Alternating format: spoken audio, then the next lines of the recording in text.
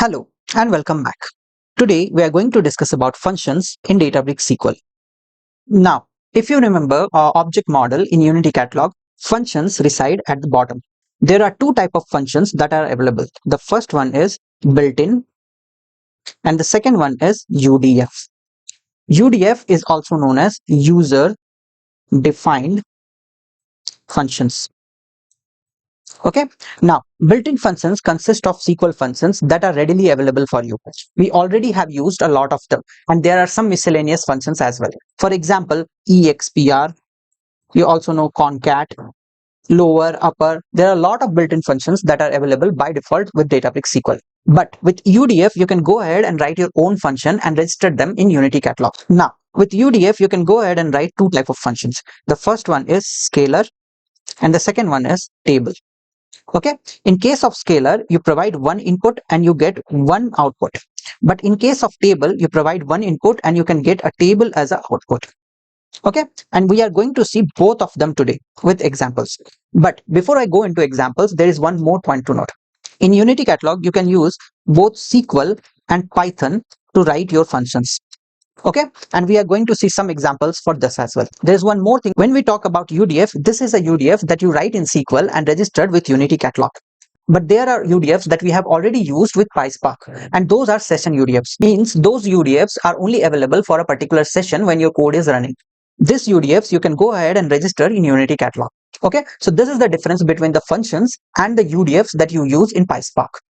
Let's go ahead and see some examples of functions in Unity Catalog using Databricks SQL. I am in my Databricks workspace. Now, I have already created a notebook called functions and my cluster is already up and running.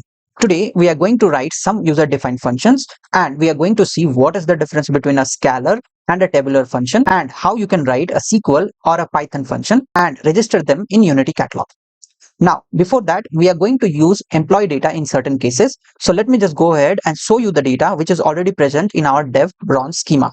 Okay, so let me just go ahead and run this. Great, you can see the data. We have some columns like employee ID, employee name, department code, and salary.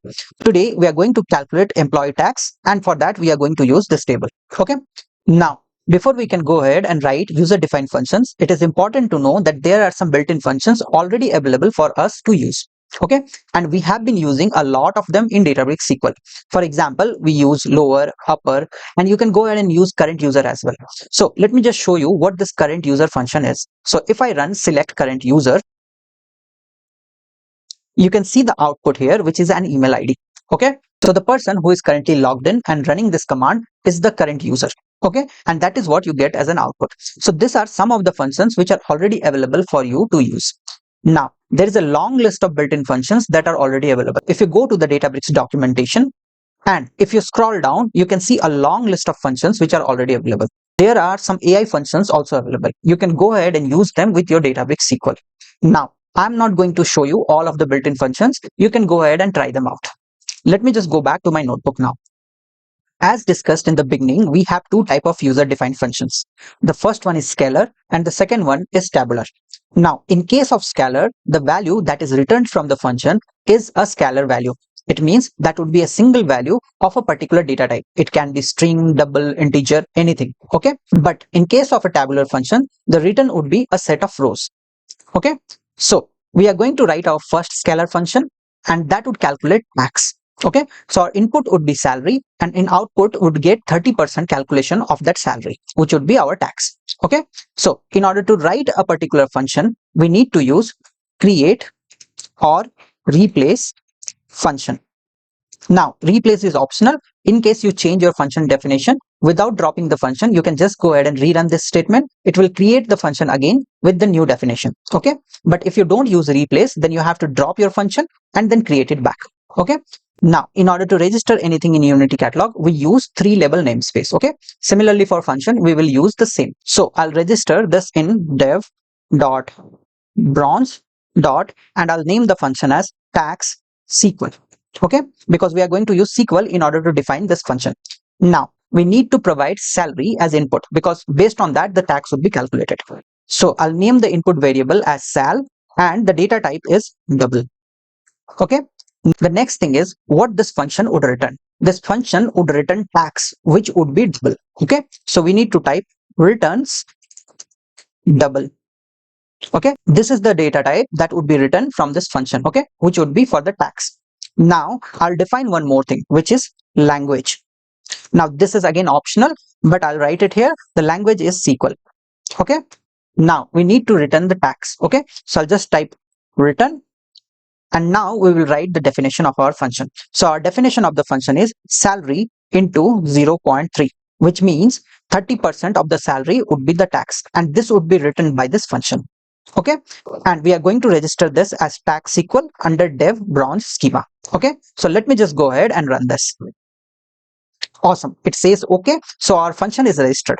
Let me just go back to the bronze schema and let me just collapse the table and refresh on the left hand side. Now you can see functions one. So if I expand this, you can see the function here. Okay, tax SQL. Now this function is a scalar function. It means it would take one salary as input and it would calculate and provide one tax as output. Okay, now it is not necessary to have inputs for all of the function. Your function can have 0 or more input, but if it returns only one value as output with a particular data type, then it is a scalar function. Okay, now in order to validate a scalar function, you can just go ahead and write select and then the name of the function. So I'll just copy it from here and I'll paste it here. Let me just remove the sal double and we'll provide a salary as input. So let me just provide 10,000 as input. Okay, and if I run this, awesome, we get 30% of the salary, which is 3,000 as output. Okay, now you see there's only one value as output, and this is why it is known as scalar function. Now if you remember the current user, that is also a scalar function.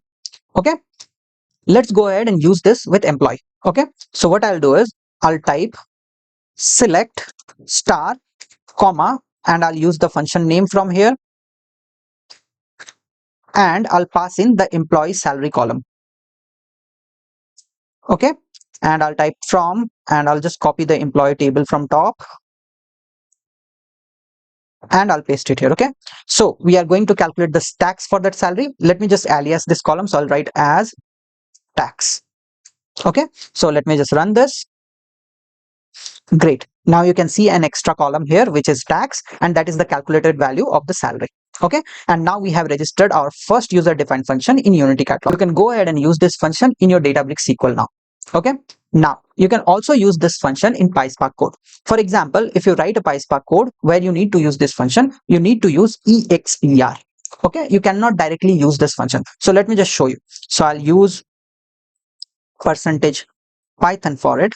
Okay, and I'll read the employee table. So I'll just write df equals to spark dot read dot table and I'll paste the name of the table. Okay, let me just remove the semicolon, and now we will add one more column here. So I'll just write df dot with column. Okay, and I'm going to use tax as the column name, and we are going to use this function. Okay, so let me just copy it from here, and we need to use expr for this. We cannot directly use it, so I'll just write expr and I'll paste the function here. Okay, and we'll display this. Okay, so I'll just type display. Now before I do that, I need to import expr, so let me just do that. Awesome, let me just go ahead and run this now. Nice, you see the same output here. Okay, the calculated tax, you can see it here now. Okay, now you know how you can use functions in your PySpark code which is registered in Unity Catalog. Okay, now the functions can even be used for many of the use cases. For example, you can use it to read data from APIs.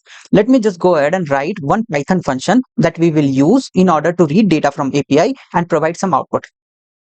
So this is the function that we have written in order to get a fruit name as input and provide the nutrition as output. Okay, now this function is written in Python. Okay, now if you see, the initial build of the function is same. We are writing create or replace and then the name of the function, then it returns a string, but the language here is Python. Okay, but in order to define a Python function, you have to use double dollars, and inside this you can go ahead and write your Python code. So we are going to open that particular API using request library, and then we are going to read the response. Okay, so this is the function that we have written in Python, and we can also register this in Unity Catalog. Okay, so let me just go ahead and run this. Okay, my bad, I just missed the function word, so let me just accept this. So I've just added the function word here. Okay, so let me just run this again. Awesome. This function is registered. So let me just refresh on the left hand side. Great. Now you can see the fruit nutrition here. Okay. Now we can validate this. Again, this function is a scalar function. It would take a fruit name as input and would provide us the nutrition of that fruit as output. Okay. So let me just type select and I'm going to use this function. So I'll just copy this from here and I'll paste it here. Okay. And I'll give a name as banana. Okay. Let me just run this. So it would now call this API and it would fetch the output for this. So let's just wait for it. Awesome. Now if you see, we got output. Okay. But this is in form of JSON because we are returning that JSON in form of string. But that's okay. We got an output from that particular API. And this is registered in our Unity catalog. Now you can go ahead and use this in SQL or in your PySpark code using Unity catalog functions. Great. Now that we have seen some example for scalar functions, let's go ahead and write our first tabular function. So in order to write a tabular function, the definition always remains same. So I'll just write create or replace function. Okay. Now for this function, we will get an input as a department ID and we will display all the employees that are part of the department ID. Okay. So I'll just type dev dot branch dot get emp. Okay. Our input would be department code and that would be integer. So let me just scroll up and see if it is integer. Yes, this is a string. So let's just change it to string. Okay. Now it would return us a table because now in case of a single department input, you can get more than one employees as output. Okay. So I'll just type returns table. And within the brackets, we will write the definition of the tabular output that we will display. For example, we will only display EMP ID, which would be string, and EMP name, which again would be string. Okay. Now, the language that I will use for this would be SQL. So I'll just type language SQL. Okay. Now, let's write the definition that we would return with this function. So I'll just type return and I'll use first bracket within which we will write our definition of output. Okay. Now, in our case, the department code is an input for which we have to display all the employees which are part of this department. Okay. And we are going to use the same employee table. So I'll just write select star from dev dot branch dot emp where the name of our department was department code. So I'll just type DEPT code is equals to. Now, if you see, the name of the variable is also same with the name of the column. So this would create conflict. So I'll just change the name of the variable. Okay. So let's just make it department. So I'll use DEPT here. Okay. Now we are going to return a table which will only consist of employee ID and employee name as column. So we cannot go ahead and use star here. So let me just change it to EMP ID and EMP name. Now, if your name of the columns are different, you can go ahead and alias this with the name of the table output that you are going to use. Now, our function definition is complete. Let me just go ahead and run this. Great. It says okay. Let me just refresh on the left hand side. You can see a function here, get emp. Okay. Let's validate this. Now, I'll just type select and I'll copy the name of the function from here and I'll paste it. But wait. Now you cannot run this function directly with select because the output of this function is a table or set of rows, right? Now, in order to see something from a table, we use select star from, okay? Because the output of this function is a tabular data, okay? And in order to see tabular data in SQL, we use select star from, okay? Now, let me just pass in a department code here. So I'll just wrap that in single quote. I'll write D101 and let me run this here. Awesome. Now you can see employee ID and employee name for that department. Okay. Now let me just remove star from here and let's run this again. Great. Now you see an error saying not a scalar function because this is a tabular function. So let me just change it back and let me run this again. Nice. You can see an output here. Great. Now you understand what is the difference between a scalar function and a tabular function and how you can write a scalar function and how you can write a tabular function. Now, before we wrap up, let me show you the definitions of this function. So I'll quickly go to our catalogs tab and I'll expand dev, I'll expand bronze, I'll go to functions and let me first open the tag SQL. Okay, this was a scalar function. So if I scroll down, you can see the parameters which are input and you can see the type of function which is scalar. Okay, and you can see the return type, which is double. Similarly, if I go for get emp, you can see the parameter input was DEPT string. Okay, and the type is table, and this is the definition of the table, which would be the output. Again, if you go to the permissions tab, from here you can go ahead and control the permissions who can go ahead and use this particular function. Similarly, if I go to fruit notation, you can go ahead and see the definition that we have written for this particular function. Again, you can see the language is Python, and we are returning a string as output, and we are taking a fruit name as input. Okay, now you understand how you can go ahead and write functions and register them in Unity Catalog. Now, one more point to note here is, in case of a function, the input parameters can vary from 0 to any numbers. It means you can have a function without any input parameter, or you can have a function with many input parameters. It does not matter. What matters is the type of output. If the type of output is a single value, scalar value, that's a scalar function. If the output is a set of rows or a tabular data, then that's a table function. I hope you understood a lot of things about functions today. In our next video, we are going to work with data security, which is row label filters. Till then, keep learning, keep growing, and keep sharing.